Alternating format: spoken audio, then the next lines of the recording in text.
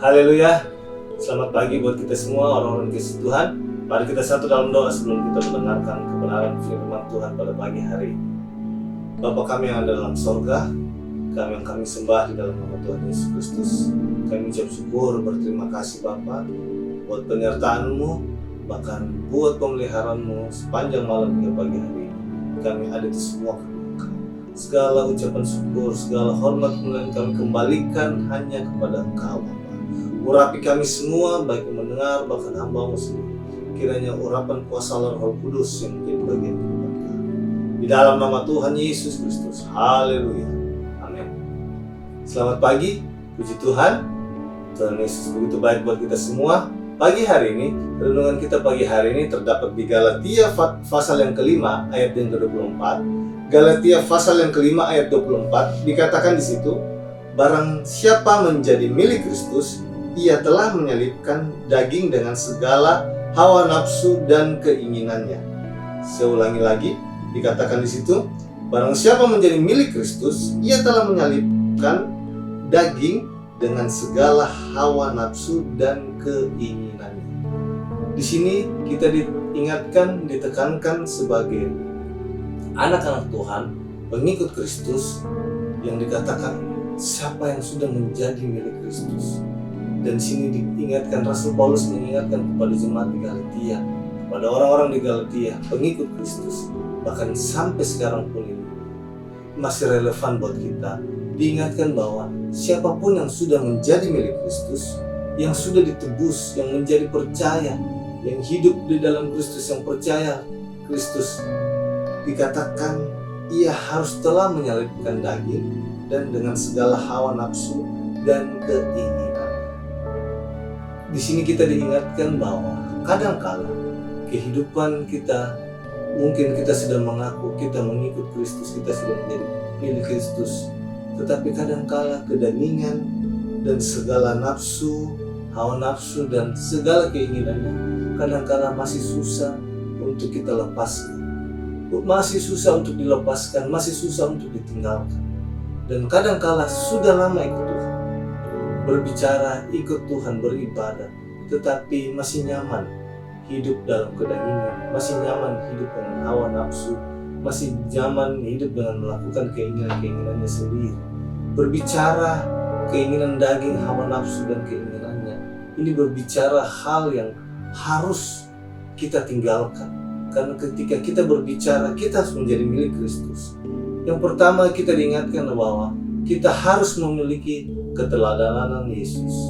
Yesus sendiri, Yesus Kristus sendiri. Bagaimana kita harus mengikuti teladan Kristus. Dengan kata lain, semuanya kita harus tinggalkan kedagingan, hawa nafsu dan keinginan kita.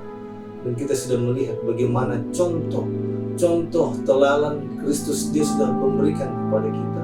Ketika pelayanannya yang ada di bumi ini, dia melayani, dia memberkati orang, mengasihi orang semua. Teladannya begitu luar biasa dan begitu banyak. Ketika dia diuji, ketika dia dicobai, dia tidak termakan dengan hawa nafsu. Dia tidak mengikuti hawa nafsu, keinginannya, kedagingan, tetapi dia biasa bisa menguasai. Di sini Galatia mengingatkan kita pentingnya hidup kita, bahwa ketika kita milik Kristus, ada satu hal yang ditekankan, adalah kita bisa menguasai diri kita, mengendalikan diri kita. Dengan kata lain, ketika kita menjadi milik Kristus, kita harus bisa menyalibkan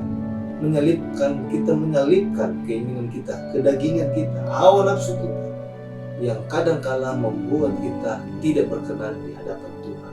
Dan ini yang kita ditekankan, mari kita bisa mengendalikan diri kita bisa mengatur diri kita, melihat sikap kehidupan kita yang mungkin dulunya kita suka melakukan hal-hal yang tidak baik. Ketika kita terima Yesus, kita menjadi milik Kristus, kita sudah percaya Dia, dan harus ada perubahan yang kelihatan dalam setiap hidup kita. Baik bukan dari tutur kata saja, perilaku apapun itu, tetapi perubahannya harus kelihatan. Dan katakan meninggalkan, menanggalkan, menyalibkan. Menyalibkan artinya mematikannya keinginan daging kita, hawa nafsu kita, dan keinginan. Ini susah, tetapi mari kita belajar untuk selalu mau bisa mengendalikan diri, penguasaan diri, supaya kita tidak terjatuh lagi. Kita tidak hidup seperti itu saja, hidup terus di dalam dosa, tetapi kita bisa menguasai diri. Karena apa? Kristus ada dengan kita, Kristus yang akan memampukan kita, Yesus yang akan menguatkan kita. Terlebih lagi, berbicara tentang Galatia ini, berbicara bagaimana hidup dalam roh, hidup dengan buah-buah roh, dan pentingnya kita hidup mau dipimpin oleh roh, supaya kita bisa mematikan keinginan daging kita, hawa nafsu kita, dan keinginannya. Biarlah Roh Kudus yang beracara atas setiap kehidupan kita, memampukan kita, agar kita betul-betul memiliki sikap dan keteladan dalam Kristus Yesus. Terima kasih, Tuhan Yesus memberkati kita semua. Mari kita satu dalam doa. Bapa kami yang ada dalam sorga, kami ucap syukur buat firman-Mu yang mengingatkan kami untuk menanggalkan segala kedagingan kami, hawa nafsu kami, bahkan serta keinginan.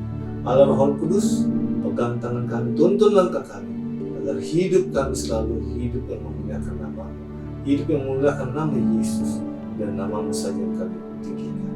Pegang tuntun langkah kami sepanjang hari ini, biarlah hidup kami memperlihatkan nama-Mu. Terima kasih, mampukan kami untuk hidup lagi, lebih lagi seperti dengan Engkau Kristus. Terima kasih. Inilah menjadi doa kami di dalam nama Tuhan Yesus Kristus. Haleluya. Amin. Selamat pagi, Tuhan Yesus memberkati kita semua.